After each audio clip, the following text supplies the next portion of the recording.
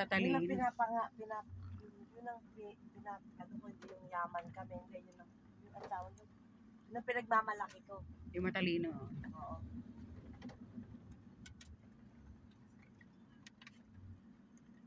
Ampalaya ba yun? Sitaw. Malaya, yan ang marami natin.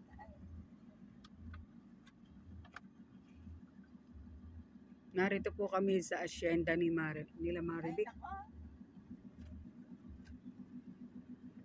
This is their farm. As far as you can see, that's their farm. Lahat ng nakikita mo. Sabi ko lahat nakikita niya farm mo. They're very, very rich in the farm. No. Kaya marunong ka na. What plant daw ito, sis? Ampalaya. Gusto mo, padalang kita ng mga binhi ng ampalaya Imported. sa Australia. Imported. Ha? Sige. Sige. Para magka-ano. Imported, mga imported. Yung kalabasa namin, napakalalaki. Ayaw ng ganito. That is bitter melon. Ayan, mga ampalaya. Ampalayang Sa kapak. inyo din ito? Ako yun mo na rin. Sinabi ko na sa inyo yan. Ano yan? Corn? Corn? Narito po kami sa Magsalise, Santa Rosa, Nueva Ecija. Oh. Mustasa, talong. You're the vegetable farm. Guys po. Ano nga kayo isa? Sinabi mo na ka, ha? Hindi ka May ma-impress. palay din pala dito. Paliwanag mo na. Dami nang sa Tinumi. So, ay, pamilya nagpapatay pa rin.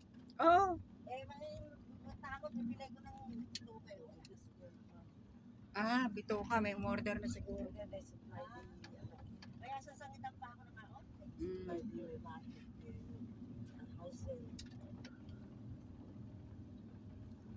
Kaya bababa na tayo dito. Lalakad na. Kaya. Ito ba yung station ninyo? Kapasok na rin. Kapasok na rin. Ay, ano to? Hindi mo natin ka naman siya. Tapos balik na lang. Kalamansian namin.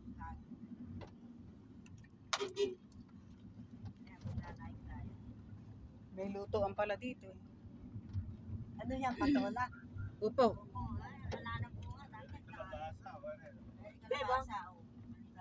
Lago. Ganda. Ganda ng kalabasa. Paborito niya yung kalabasa eh.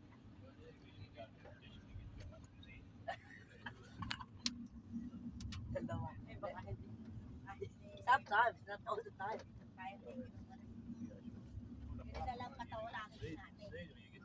Yan, magbabalag tayo sa patola.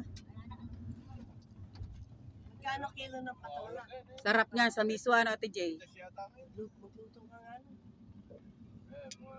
Sino yung mama na yun? Ayun, mahirap po. Ay, mahirap yun.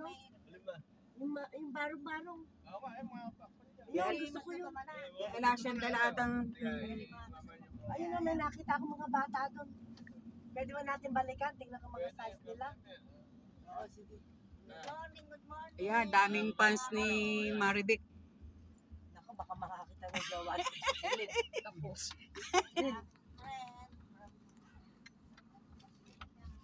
Babaksan mo na lin.